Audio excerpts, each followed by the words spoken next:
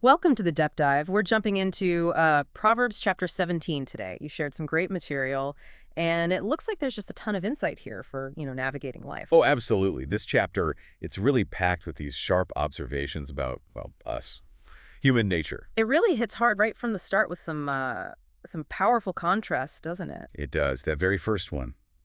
Better a dry crust with peace and quiet than a house full of feasting with strife.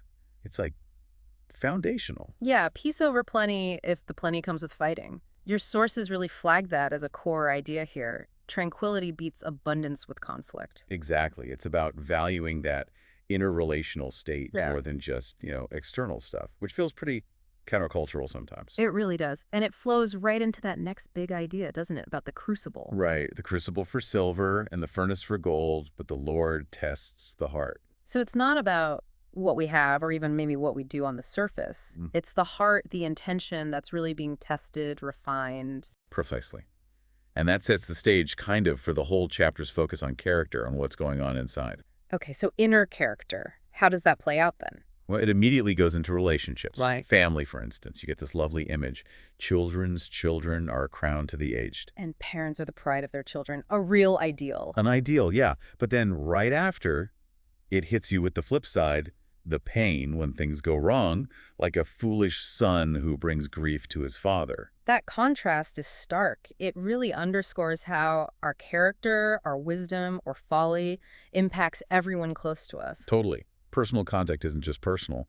It shapes our relationships, creates harmony or, well, discord. And that seems to lead into how we handle advice or correction. Yes, exactly. There's that verse. A rebuke impresses a man of discernment more than 100 lashes a fool. Discernment. So not just being smart, but having that grasp of situations, that moral sensitivity. That's it. A discerning person learns from correction.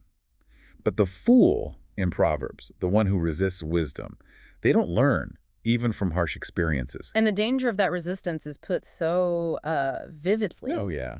Better to meet a bear robbed of her cubs than a fool in his folly. Wow. That image really sticks. Predictable rage is almost preferable to the chaos a fool can cause. It really drives home the seriousness of ignoring wisdom, doesn't it? And speaking of destructive forces, conflict. Ah, right. Stirring up trouble. The chapter warns against it so strongly. Starting a quarrel's like breaching a dam. So drop the matter before a dispute breaks out. Just stop it before it escalates. Such practical advice. Super practical. Again, it connects to consequences. Yeah. If a man pays back evil for good, evil will never leave his house. Actions ripple outwards. Ripples, positive ones too, right? Like with friendship. Definitely. A friend loves at all times, and a brother is born for adversity. Loyalty and support, those are highlighted too. But it also tackles the negative ripples, even systemic ones, like in the justice system. It does. It doesn't shy away. Acquitting the guilty and condemning the innocent, the Lord detests them both. It condemns bribery, celebrates integrity. So Proverbs 17 isn't just personal piety. It applies wisdom to, like, the public square too. Justice, governance. Absolutely. It's this whole picture. Wisdom, folly, family, friends, conflict, justice, even our own mood. A cheerful heart is good medicine. Bringing it back to our internal state again. Yes. And how that state influences our actions, especially our words. A man of knowledge uses words with restraint. And a man of understanding is even-tempered. It reflects that tested heart we started with. It all ties together, which leads to maybe one of the most striking lines. It's the one about silence. Exactly.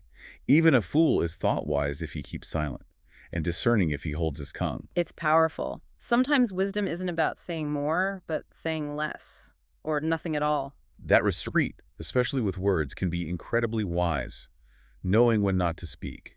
So thinking about all this from Proverbs 17, it leaves you with something to chew on, doesn't it? First, In a world that seems to value noise, the loudest voice often gets heard. What's the power we can find today in maybe cultivating a bit more restraint, a bit more thoughtful silence? Where might holding back or just dropping the matter actually be the wisest move for you?